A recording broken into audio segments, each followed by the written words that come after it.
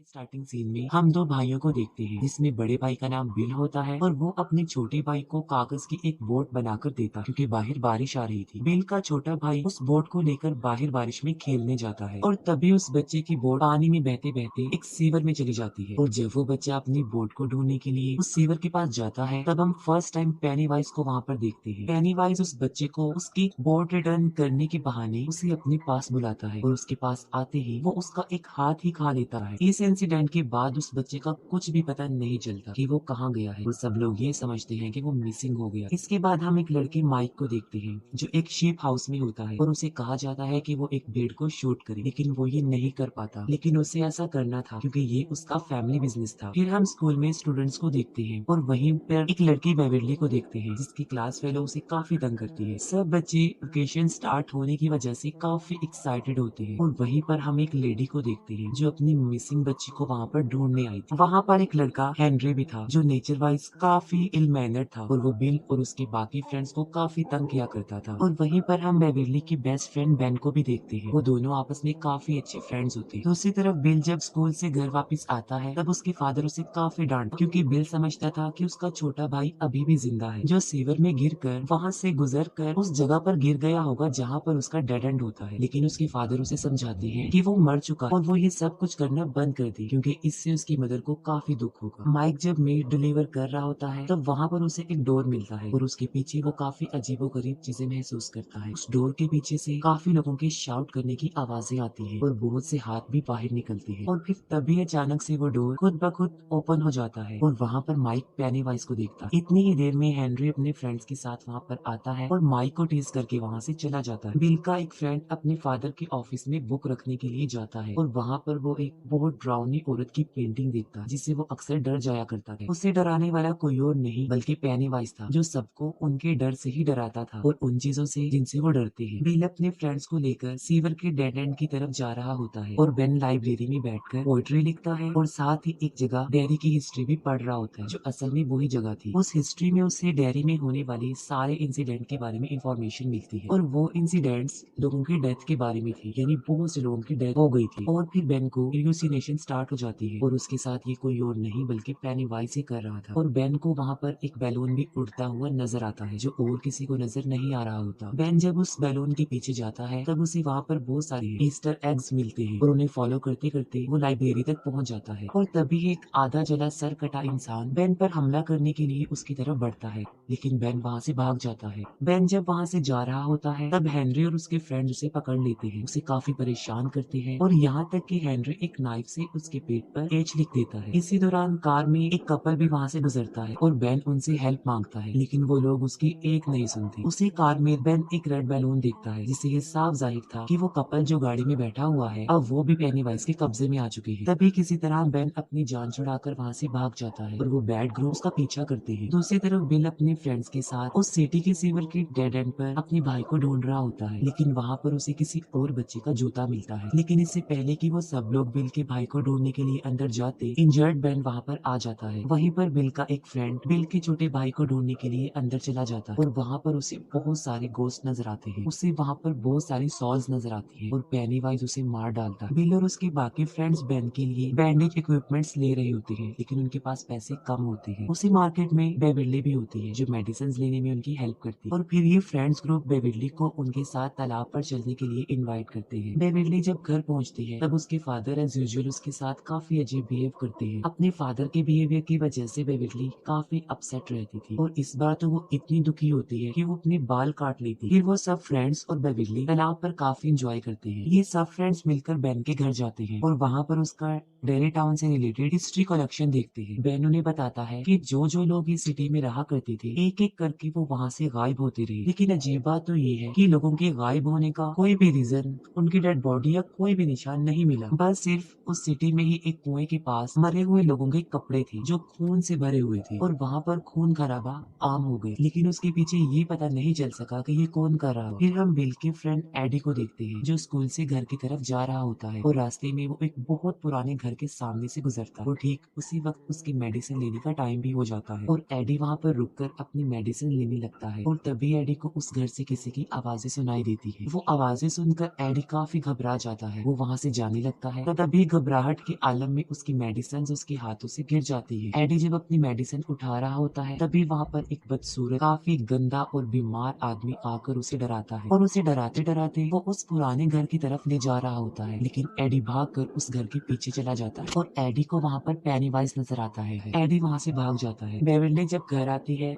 तब उसे एक पोएट्री कार्ड मिलता है जिसे पढ़ने के लिए वो वॉशरूम में जाती है। बेविल्ली जब वो पोएट्री पढ़ रही होती है तब उसे वॉश सिंक से बच्चों की आवाजें सुनाई देती है। बेविल्ली जब एक मेजरिंग टेप उस सिंक के अंदर डालकर बाहर निकालती है तब वो खून से भरा हुआ वापस आता है और उस पे इंसानी बाल भी लगे होते हैं जो बेविल्ली की पूरी बॉडी से लिपट जाते हैं और उसे अंदर की तरफ खींचते हैं। इसके बाद उस वॉश सिंक से बहुत सारा खून तेजी से बाहर निकलता है और पूरा वॉशरूम और बेविल्ली खून से भर जाते हैं। बेविल्ली के रोने की आवाज सुन के उसके फादर भी वहाँ पर आ जाते हैं, लेकिन वो ऐसा रिएक्ट करता है जैसे वहाँ पर कुछ भी नहीं हुआ। बिल जो कि अपने छोटे भाई को काफी मिस कर रहा होता है, लेकिन तभी वहाँ पर उसे किसी के होने का एहसास होता है और वहीं पर उसे किसी के पाँव के निशान भी मिलता है और जब वो उन पैरों के निशान के पीछे जाता है तब उसे उसका छोटा भाई नजर आता है जो उसे बेसमेंट में ले जाता है। पहले बिल का छोटा भाई उसे इमोशनली ब्लैकमेल करता है और फिर देखते ही देखते एक शैतान में तब्दील हो जाता है और तभी वहाँ पर पेनीवाइज भी आ जाता है जो बिल पर अटैक कर देता है, लेकिन ठीक वक्त पर बिल अपनी जान बचाकर वहाँ से भाग जाता है। फिर बेविल्ली उन फ्रेंड्स को अपने घर बुलाकर उन्हें अपना वॉशरूम दिखाती है। सब बच्चे भी देखते हैं कि वहाँ पर बहुत ज्यादा खून है, लेकिन बेविल्ली सोचती है कि उसके फादर को वो क्यों नहीं नजर आ। फिर वो सब मिलकर वॉशरूम क्लीन करते हैं। वो फ्रेंड्स आपस में डिस्कस करते हैं कि कुछ ना कुछ तो गड़बड़ जरूर है, क्योंकि उन लोगों के साथ भी कुछ ना कुछ अजीबोगरीब हो रहा है और वो जोकर उनको भी नजर आता है। तभी कुछ दूर फासले पर उन्हें हेनरी की कार और माइक की साइकिल नजर आती है और वो माइक को बचाने के लिए फौरन भागते हैं। दूसरी तरफ हेनरी और उसके फ्रेंड्स जबरदस्ती माइक को कच्चा गोश्त खिलाने की कोशिश करते हैं और उसे काफी पीटते भी हैं। तभी कुछ दूर फासले पर माइक को पेनीवाइज नजर आता है जो एक बच्चे का हाथ खा रहा था और साथ साथ वो माइक को एक अजीब सी स्माइल भी दे रहा था और तभी फौरन वो फ्रेंड्स वहाँ पर पहुंच जाते हैं और हेनरी और उसके फ्रेंड्स पर पत्थरों की बारिश कर देते हैं और वो लोग माइक को सेव कर लेते हैं। फिर वो ग्रुप मिसिंग होने वाले बच्चों के पोस्टर देख रही थी। तभी बेन उन्हें बताता है कि उसने डेरी टाउन के बारे में दोबारा से पढ़ा है। वो कहता है कि मुझे पता चला है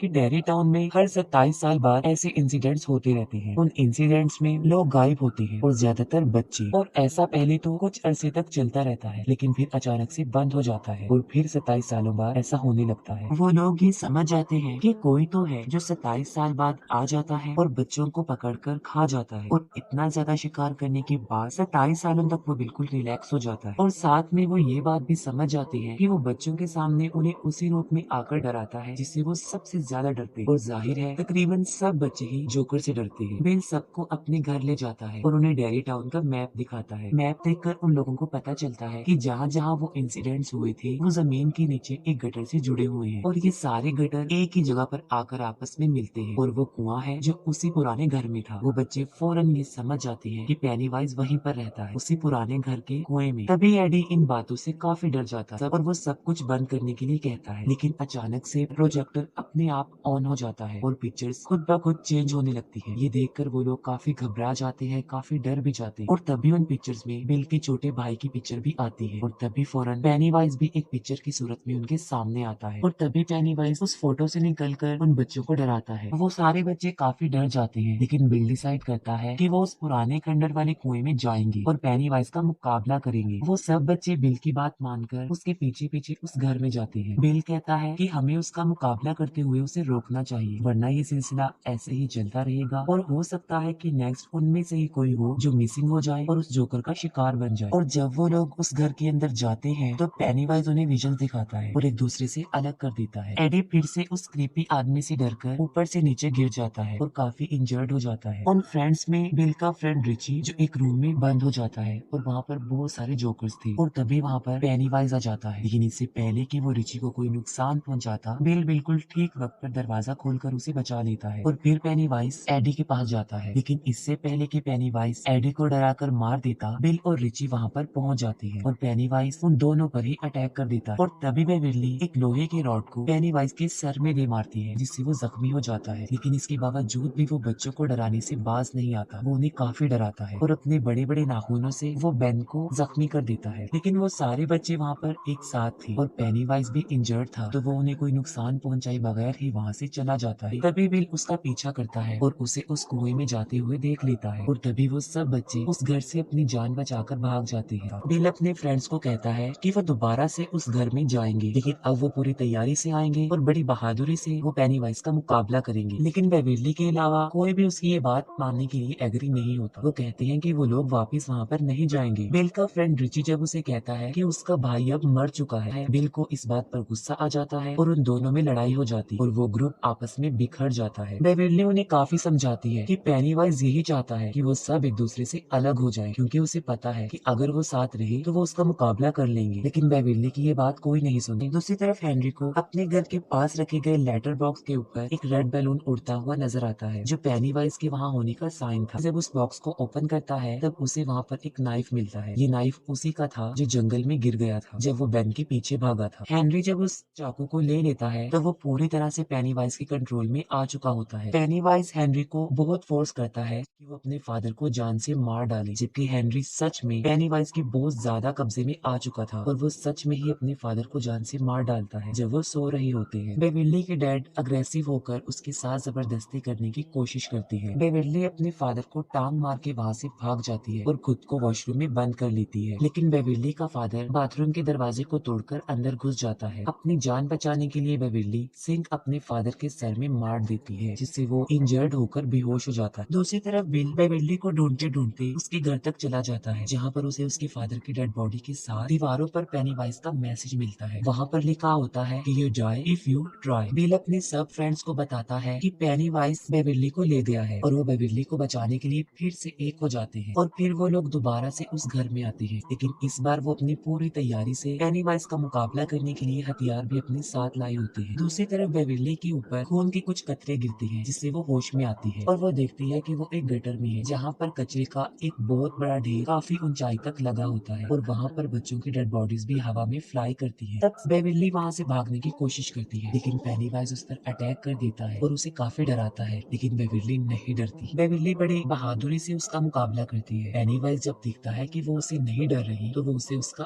असली रूप दिखाता है और वो पेनीवाइज की एक डेड लाइट भी थी। उसे देख बेविली फौरन बेहोश हो जाती है। सारे बच्चे कुएं से नीचे उतर जाते हैं, लेकिन सबसे लास्ट में जब माइक की बारी आती है तब हेनरी उस पर अटैक कर देता है। वो उसे मारने की कोशिश करता है, लेकिन माइक उसका मुकाबला करके कुएं से उसे काफी नीचे गिरा देता है। वो लोग जब नीचे उतर रहे होते हैं तब उनका एक फ्रेंड उनसे बिछड़ जाता है और यहाँ पर पेनीवाइज उस भयानक पेंटिंग वाली औरत की सूरत में उस पर अटैक कर देता है। बाकी फ्रेंड्स अपने उस दोस्त को ढूंढने के लिए वहाँ पर पहुँच जाते हैं, लेकिन इससे पहले कि पेनीवाइज उसे जान से मार डालता वो सब वहाँ पर पहुँच जाते हैं। पेनीवाइज वहाँ से भाग जाता है और तभी बिल को अपना छोटा भाई भी वहाँ पर नजर आता है, जिसको फॉलो करते हुए वो बिल्कुल उसी जगह पर पहुँच जाता है जहाँ पर बेविली भी थी। बेविली हवा में लटकी हुई थी और बिल उसे नीचे लाने की कोशिश करता है और फिर बिल अपने भाई के पास चला जाता है। तभी बाकी फ्रेंड्स वहाँ पर आ जाते हैं और सब मिलकर बेविली को नीचे उतारते हैं, लेकिन बेविली होश में नहीं थी। वो सब उसे होश में लाने की कोशिश करते हैं, लेकिन स्टिल वो होश में नहीं आती। फिर बेन बेविली को हक करता है, क्योंकि वो उसे लाइक करता था, तो इसी वजह से बेविली पेनीवाइज के ट्रैप से बाहर आ जाती है और बिल्कुल होश में आ जाती है। पेनीवाइज बिल को उसके छोटे भाई के रूप में काफी इमोशनली ब्लैकमेल करता है और उसे अपने साथ घर ले जाने के लिए भी कहता है। बिल उसकी बातें सुनकर रोता है और कहता है कि मैं जानता हूँ कि तुम मेरे भाई नहीं हो, और वो उसे गन से शूट कर देता है और फिर पेनीवाइज अपने असली रूप में आकर उन सब पर अटैक कर देता है। वो सब बच्चे